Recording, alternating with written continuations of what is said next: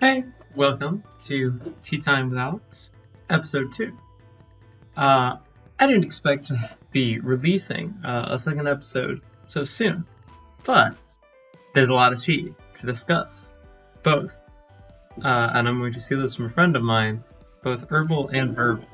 So, let's get right into it. Now, first is the tea. I've upgraded, as you can see. I have a mug now. It's got a little panda on it, and it's cute. I am drinking the Lipton black tea. Cut me some slack, okay? It's easy, okay? I'm lazy. I swear, there will be better tea eventually. Also better video. But for now, let's get into the tea part of the tea. So, in China, everything's based on your mobile SIM card. And that comes with the added benefit that everything's really easy to do, especially as a foreigner, because apps like WeChat have a translate function, which in turn allows you to actually read things and order things without having to struggle to speak to people, and without really any need for carrying things like money on you or things like that. Just really easy and convenient. However, there is a small caveat to that. And that caveat is, what if you don't have any data? What if you don't have internet? Then you're kind of shit out of luck. So, the first thing that we did here, once we arrived, through our program, was go and make Chinese SIM cards. Well, go and get Chinese SIM cards.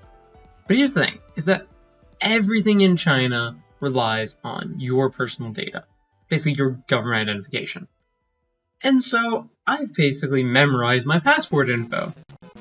Because I've had to give it out so many times, and because I've had to give it to people so many times. And like, here's the thing, is I've given my passport to like so many people now, and at this point, I'm just signing my name where they tell me to. And like, here's the thing, is that this was in America, giving people my government identification, not knowing what I'm signing or agreeing to, you'll think it's scam.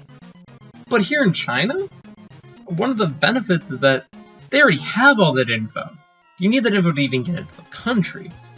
So mainly what they're doing here is just verifying your identity. It's, in a sense, a safety thing for you, which is kind of nice. I mean, it's weird how much, like I've had my picture taken, everything, it's kind of crazy. But, it's a different way to run a civilization. And it's interesting. But, as the title might suggest, I swear, this isn't clickbait. They lost my passport info. So, let's get into the story. Let's see. So, I got my Chinese SIM card. Day 1, pretty much. It was going fine for a couple days, and then all of a sudden, about Thursday, Friday, I noticed I didn't have any data anymore. I had not used all the data that my plan had per month.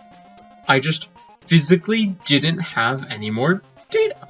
Like, I could get some on Wi-Fi, I could get texts, and make calls, but I couldn't use the internet. Which was an issue, because everything in China requires you to use your phone and use the internet.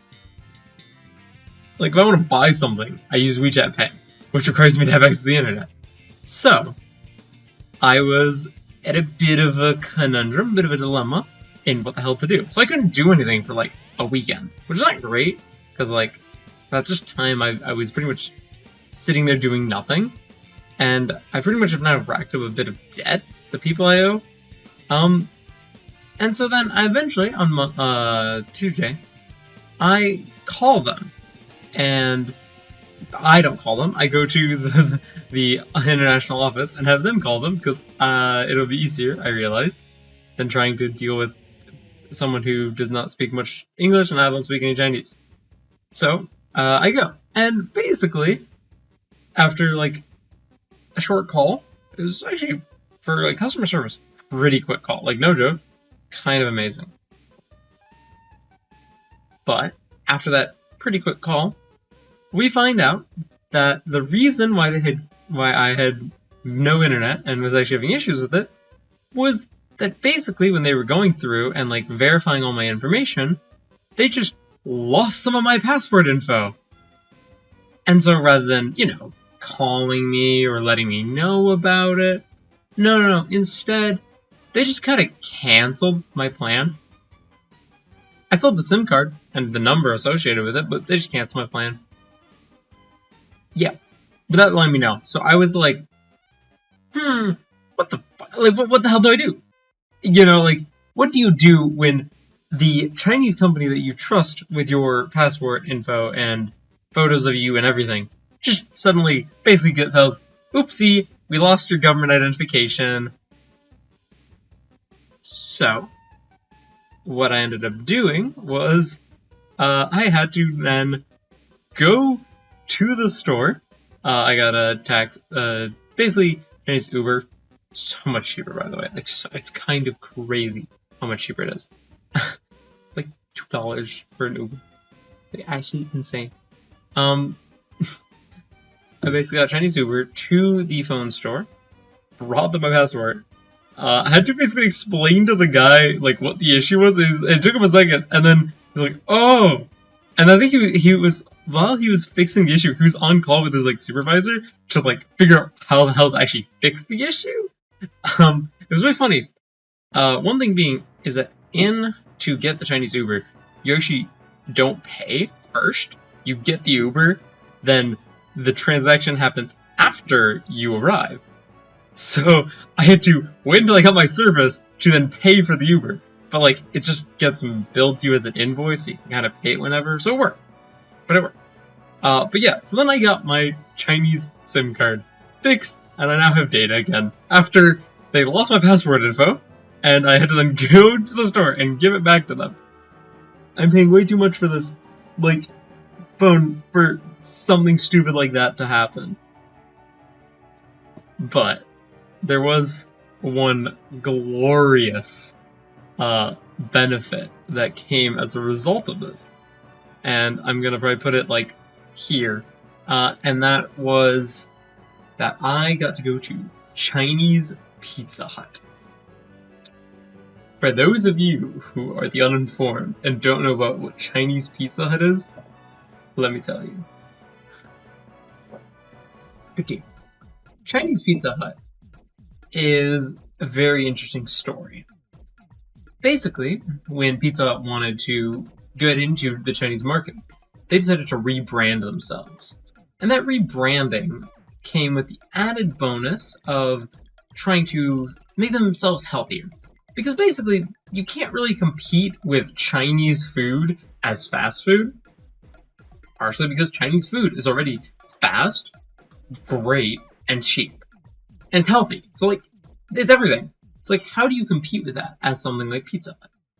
Basically, they reformed themselves to be more of, like, a finer dining, like, mid-class dining. Think, like, American Coney Island style, but, like, more well-end. But, like, it worked.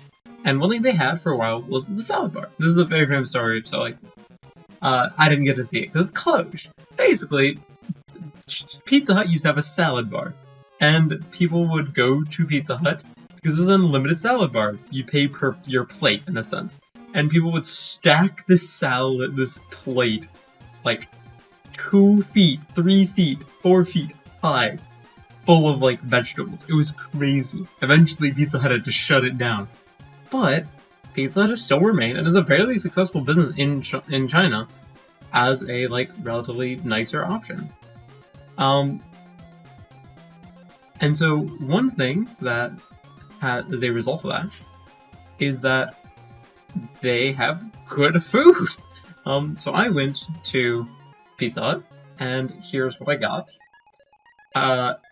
Basically, I got an entire pepperoni pizza, fries, a dessert, and a